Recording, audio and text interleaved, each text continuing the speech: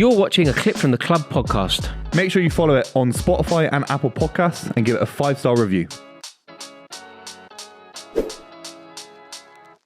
This clip is brought to you by NordVPN. It's the quickest VPN service on the internet. It's the best experience by country mile. I've been using it recently to book my flights abroad in the summer. I'm looking to go to Ibiza. I'm looking to go to America. If you use NordVPN on these websites when you're booking flights, when you're even paying for things like trains in this country, it stops websites tracking where you're using the internet. So it means that you always get the cheapest deal possible on every website that you use. Of course, I'm using NordVPN to watch sports in different countries that I'm really interested in. And of course, beautiful movies in different countries that are sometimes geo-restricted. And of course, you get a 30-day money-back guarantee. There's no risk involved at all. And of course, if you want to get NordVPN and then split that with a couple of mates, a brother, a sister, a mum, and a dad, that's 6 different people that can all use the same account. It's an absolutely beautiful service. Make sure you check out nordvpn.com/theclub for a 30% discount. The link is in the description and it really helps us out. Make sure you sign up for NordVPN. The link is in the description down below. The government have released a white paper. So this is to save football from itself, apparently, Rory. It's very important. Look, there are. Can I read out some key attributes just before we get into it? Apparently, so a new independent regulator, licensing system, new tests for prospective owners. I feel like we've had that a few times. The fit and proper though. Fit and proper, apparently. Yeah. If there's money, there's money. Football club corporate governance code, fans framework, a minimum standard for fan engagement, rules around club heritage. And then rules preventing clubs entering breakaway competitions. It sounds to me like fluff. It sounds to me that if a club's in dire need of money, a new takeover, I don't know how you could ever stop someone really taking over a football club. No, that's not the part of it that warmed my heart. There was a different part of it that I thought was very important. And that is that certain things will be sacred beyond the control of somebody very wealthy or a billionaire in most cases. And that is, for example, it's never really been an issue to Chelsea, thankfully, because of the pitch owners, of which I am one.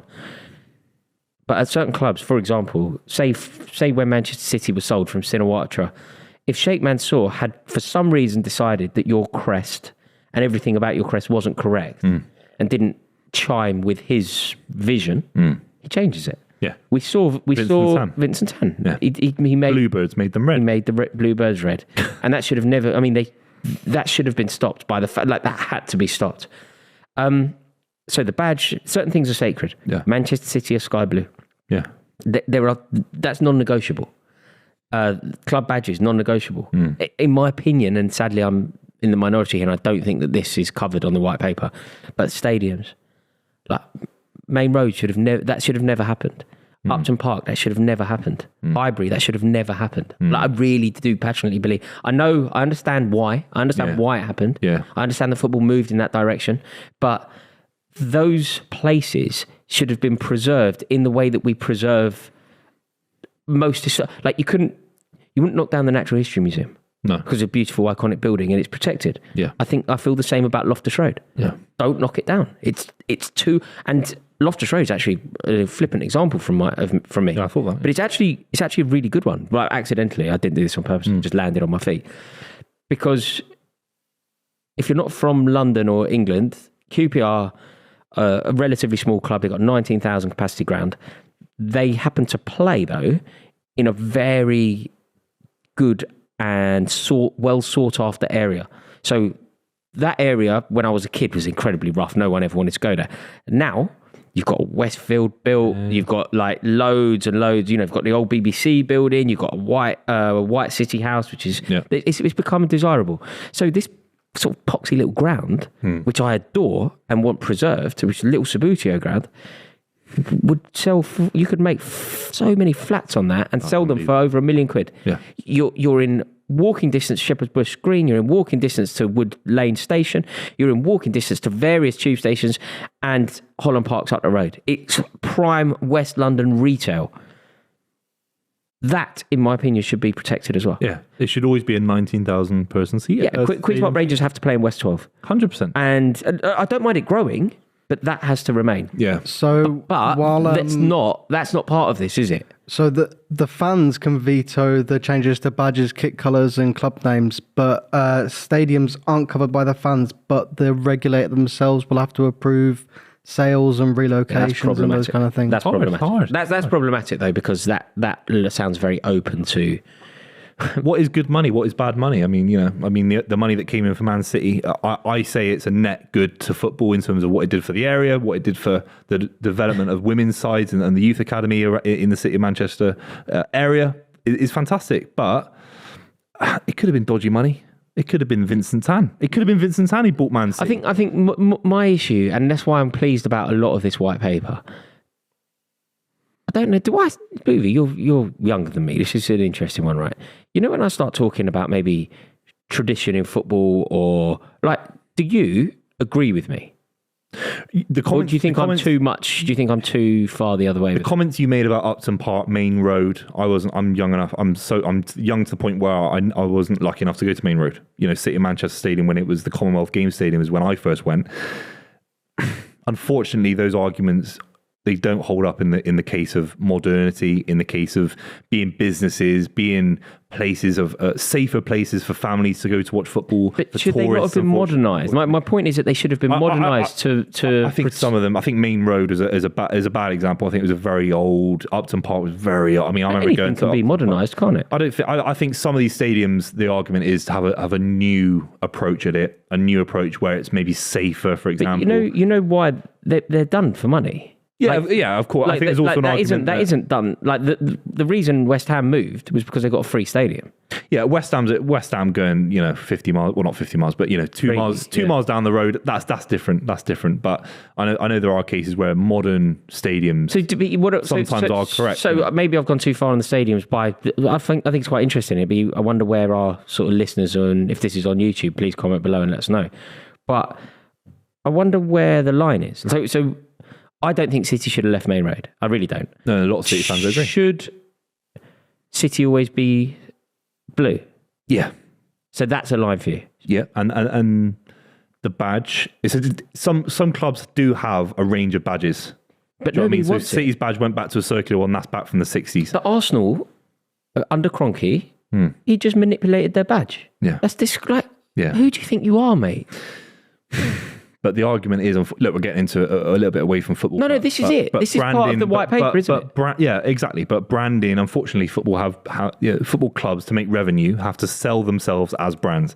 And if we both agree that football clubs have the right to sell themselves as a brand, so Chelsea Football Club can make some money in Japan, selling the shirts in Japan, for example, in Mexico, wherever it is, if the badge needs to be a little bit more modern, then it needs to be a bit more modern. Do you know what I mean? Everything, See, I don't agree. Unfortunately. I don't agree. I think most people will agree with you. Yeah. But I disagree. I think the badge is what it is. And if you can sell it, sell it. Yeah. But that's about, for example, that club badge, that doesn't change. Even if Elon Musk walks in this room now and says, I'm buying the club, I'm going to give you all £1 million, that has to change. In 50 years, it might have to because it might look antiquated. You have to sell yourself. Unfortunately, whether Man City had an eagle as a badge or we have a kind of weird cartoon, like a lot of football clubs are like losing their kind of imagery for like circles and squares, and they're becoming more, generic. If it means they sell a bit, they become more modern, they look cleaner, they look more appealing to, investors, to selling their kits. And unfortunately, it's the reality that we're going to. But colours is a fundamental thing that I don't think ever needs to change. Do you know what I mean? It never needs to change the colour. I think Chelsea are blue. As soon as you start on the road, though, like where I sit on this is you don't change anything, and therefore it's okay. But what you're doing is dangerous. Even before this kind of modern kind of our badge changed. We had a thing where a fan designed ours and made it very, very like it was the badge that I had growing up, and obviously I loved it. It's sort of the line going through the CFC. Yeah. That was a fan design. Yeah, fan won a competition, designed it, and then we put it back. Fair play, they put it back to the original badge. Yeah, but I think badges have changed. Man City had a different badge in the 50s compared to the 70s, the 80s, the 90s. I think badges change, unfortunately. I think everything should be preserved. And the good thing about this white paper is it's an effort, not enough in my opinion, but it's an effort to preserve the traditions of the game. Yeah, it's an effort. Is it strong enough? I think once we've let money in, we've let money in. I know it's ironic me saying that. You're opening the door to these changes. Yeah. You're opening the door by going, if you need to change the badge a bit to make a few more quid in a far-flung place, you're kind of allowing this. I feel like you have to be zero tolerance, or you give an inch, they take a mile. Well, I'm zero tolerance on the idea that Trevor Francis went for £1 million for the first £1 million signing. That was obscene money, and ever since then it's gone to 100 million quid for Anthony. No, but that's not. So my point, stance is that football is a sport. The idea that you don't get paid to be an Olympian. You don't get paid to be an Olympian. You have to.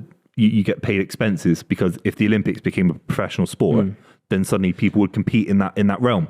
For me, football is a sport. That's how I see it. So everything on top is egregious and no. See, I don't mind. I don't mind. I'm not making this about the money in the game, or I'm not making it about the money that players.